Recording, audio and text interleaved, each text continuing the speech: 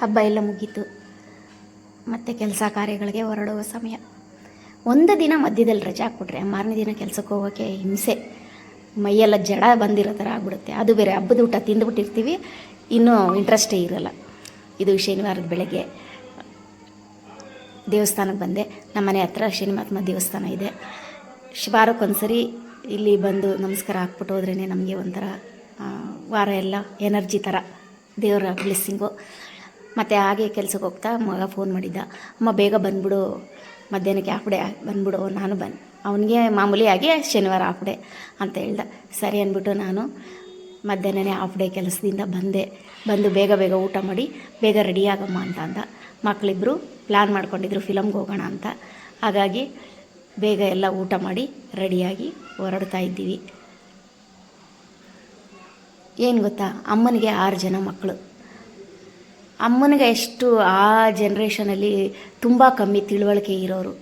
ಅಮ್ಮನಿಗೆ ಯಾವ ಮಕ್ಕಳು ಯಾವ ದಿನ ಯಾವ ತಿಂಗಳು ಹುಟ್ಟಿದ್ರು ಅಂತ ಯಾವತ್ತೂ ಗೊತ್ತಿಲ್ಲ.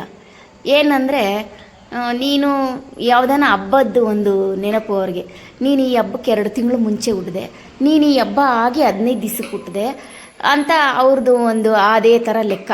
ಇಲ್ಲ, ಈ ಹಬ್ಬಕ್ಕೆ 2 ತಿಂಗಳು ಮುಂಚೆ, ಆ ಹಬ್ಬ ಆದಮೇಲೆ 1 ತಿಂಗಳು ಮುಂಚೆ, 15 ದಿವಸ ಮುಂಚೆ, ಈ ಥರನೇ ಲೆಕ್ಕ ಹೇಳೋರು. 6 ಜನದಲ್ಲಿ ಒಬ್ಬರದೂ ಅಮ್ಮನಿಗೆ ನೆನಪಿಲ್ಲ ಯಾವ ದಿನ ಹುಟ್ಟಿರೋದು, ಯಾವ ತಿಂಗಳು ಅಂತ. ಹಾಗೆ ನನ್ನ ಹುಟ್ಟು ಆಗಿದ್ದು ಯುಗಾದಿ ಹಬ್ಬ ಮಾರನೇ ದಿನ, ಅಂದರೆ ಒರೆಸ್ತೊಡುಕು ಅಂತಾರಲ್ಲ ಆ ದಿನ. ಅಮ್ಮ ಹೇಳ್ತಾಯಿದ್ರು, ನಾನು ಹಬ್ಬ ಎಲ್ಲ ಮಾಡಿ ಒಬ್ಬಟ್ಟು ತಿಂದ್ಬಿಟ್ಟು ಮಲ್ಕೊಂಡಿದ್ದೆ. ಬೆಳಗ್ಗೆ 5 ಗಂಟೆಗೆ ನನಗೆ ಹೆರಿಗೆ ನೋವು ಕಾಣಿಸ್ಕೊಳ್ತು. ಹಾಸ್ಪಿಟ್ಲಿಗೆ ಹೋದರೆ ನೀನು ಹೆಣ್ಣು ಮಗು ಆಯಿತು ಅಂತ ಹೇಳಿದ್ರು. ಖುಷಿ ಆಯಿತು ಅಂತ ಹೇಳಿದ್ರು. ಯಾಕಂದರೆ ಅಮ್ಮನಿಗೆ ನನಗೆ ಮುಂಚೆ 4 ಜನ ಗಂಡು ಮಕ್ಕಳೇ ಆಗಿದ್ದರು. ಹೆಣ್ಣು ಮಗು ಬೇಕು ಅಂತ ಅಮ್ಮನಿಗೆ ತುಂಬ ಆಸೆ ಇತ್ತು. ಹಾಗಾಗಿ ನಾನು ಹುಟ್ಟಿದ್ದು ಒರೆಸ್ತೊಡುಕು ದಿನ, ಅಂದರೆ ಯುಗಾದಿ ಹಬ್ಬ ಮಾರನೇ ದಿನ.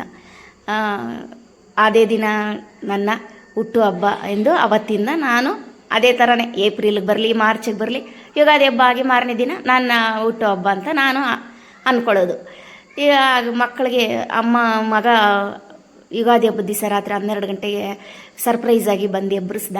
ಏನಪ್ಪ ಅಂತ ಗಾಬರಿಯಿಂದ ಇದ್ದೆ. ಏನೂ ಇಲ್ಲ, ಗಾಬರಿ ಬೀಳ್ಬೇಡಪ್ಪ ಅಂತೇಳಿ ಒಂದು ಕೇಕ್ ತಂದು ಕಟ್ ಮಾಡಿಸಿ ಅವನು ಖುಷಿಪಟ್ಟ. ನನಗೂ ತುಂಬ ಸಂತೋಷ ಆಯಿತು, ಕಣ್ಣಲ್ಲಿ ನೀರು ಬಂತು. ಆಮೇಲೆ ಮತ್ತೆ ಮಕ್ಕಳಿಬ್ಬರು ಪ್ಲ್ಯಾನ್ ಮಾಡಿಕೊಂಡು ಮಾಲಲ್ಲಿ ಪಿಕ್ಚರ್ಗೆ ಟಿಕೆಟ್ ಬುಕ್ ಮಾಡಿದ್ರು. ಶನಿವಾರದ ದಿನ ಫಿಲಮಿಗೆ ಕರ್ಕೊಂಬಂದರು. ಫಿಲಮ್ ಅಂತೂ ತುಂಬ ಅಂದರೆ ತುಂಬ ಚೆನ್ನಾಗಿತ್ತು. ಫಿಲಮೆಲ್ಲ ನೋಡಿಕೊಂಡು ಮತ್ತು ಡಿನ್ನರ್ಗೆ ಕರ್ಕೊಂಡೋದ್ರು. ಊಟ ಎಲ್ಲ ಮಾಡಿಕೊಂಡು ಸಂತೋಷವಾಗಿ ಕಾಲ ಕಳೆದು.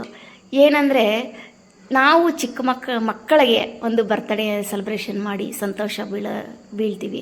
ಮಕ್ಕಳು ನಮ್ಮ ಈ ಥರ ಒಂದು ಬರ್ತ್ಡೇನೋ ಆ್ಯನಿವರ್ಸರಿನೋ ಮಾಡಿ ಅವರು ಖುಷಿ ಬೀಳ್ತಾರೆ. ಪೇರೆಂಟ್ಸ್ಗೆ ಇದಕ್ಕಿಂತ ಒಂದು ಖುಷಿ ಸಂತೋಷದ ವಿಷಯ ಇನ್ನೊಂದಿರಲ್ಲ. ಯಾಕೆ ಗೊತ್ತಾ, ನಮಗೆ ನಾವು ಬರ್ತ್ಡೇ ಮಾಡ್ಕೊಬೇಕು, ಇಲ್ಲ ಆ್ಯನಿವರ್ಸರಿ ಅದು ಇದು ಆಚರಿಸ್ಕೋಬೇಕು ಅಂತ ಮನಸ್ಸಲ್ಲಿದ್ದರೂ ನಮಗೊಂಥರ ಸಂಕೋಚ. ನಾವು ಈ ಥರ ಮಕ್ಕಳು ಸೆಲೆಬ್ರೇಷನ್ ಮಾಡಿದಾಗ ನಮಗೆ ಒಂಥರ ತುಂಬ ತುಂಬ ಖುಷಿ, ಭಾವುಕ ಆಗ್ಬಿಡ್ತೀವಿ. ಹಾಗೆ ಎಲ್ಲ ಮಕ್ಕಳು ಪೇರೆಂಟ್ಸ್ನ ಒಂದು ಅವರ ಇಮೋಷ್ನಲ್ನ ಅರ್ಥ ಮಾಡಿಕೊಂಡು ಏನೋ ಒಂದು ಈ ಥರ ಚಿಕ್ಕ ಗಿಫ್ಟ್ ಕೊಟ್ಟರೆ ಹೆತ್ತವ್ರಿಗೆ ತುಂಬ ಅಂದರೆ ತುಂಬ ಖುಷಿ ಆಗುತ್ತೆ. ನನಗೂ ಹಾಗೆ ತುಂಬ ಅಂದರೆ ತುಂಬ ಸಂತೋಷ, ಖುಷಿ, ಅಳು ಎಲ್ಲ ಬಂದುಬಿಡ್ತು. ಮತ್ತು ಫಿಲಮು ಅಷ್ಟೇ ತುಂಬ ಅಂದರೆ ತುಂಬ ಚೆನ್ನಾಗಿತ್ತು. ಫಿಲಮೆಲ್ಲ ನೋಡಿಕೊಂಡು ಹಾಗೆ ಹೋಟ್ಲಿಗೆ ಹೋಗಿ ಊಟ ಎಲ್ಲ ಸಂತೋಷವಾಗಿ ಊಟ ಮಾಡಿಕೊಂಡು ಬಂದು. ಈ ದಿನ ನನಗೆ ಯಾವತ್ತೂ ಮರೆಯೋಕ್ಕಾಗ್ದಿರ ಅಂಥ ದಿನ. ಅಷ್ಟು ನನಗೆ ಮೆಮೊರಬಲ್ ನನ್ನ ಲೈಫಲ್ಲಿ. ಇದೇ ಥರ ಲಾಕ್ಡೌನಲ್ಲೂ ನಮ್ಮ ಬರ್ತ್ಡೇ ಸರ್ಪ್ರೈಸಾಗಿ ಮಾಡಿದರು. ಯಾಕಂದರೆ 3 ತಿಂಗಳು ಅಣ್ಣನೇ ನಮ್ಮನ್ನು ಸಾಕಿದ್ದು. 2 ಫ್ಯಾಮ್ಲಿನ ಅಣ್ಣನ ಮನೇಲೇ ಇದ್ದು 3 ತಿಂಗಳು ಕಂಪ್ಲೀಟಾಗಿ ಅವ್ರ ಮನೇಲೇ ಅಣ್ಣ ಸಾಕಿದ್ರು ನಮ್ಮ ಲಾಕ್ಡೌನ್ ಟೈಮಲ್ಲಿ. ಆ ಟೈಮಲ್ಲೂ ಅಷ್ಟೇ ಯುಗಾದಿ ಹಬ್ಬ ಅಲ್ಲೇ ಆಚರಿಸಿದ್ದು. ಅವಾಗೂ ನಾನು ಸರ್ಪ್ರೈಸಾಗಿ ನನ್ನ ಬರ್ತ್ಡೇ ತುಂಬ ಅಂದರೆ ಖುಷಿಯಾಗಿ ಆಚರಿಸಿದ್ರು. ನನಗೆ ಅದೊಂದು ನನ್ನ ಲೈಫಲ್ಲಿ ಮರೆದಿರೋ ದಿನ, ಇದು ಲೈಫಲ್ಲಿ ಮರೆದಿರೋ ದಿನ.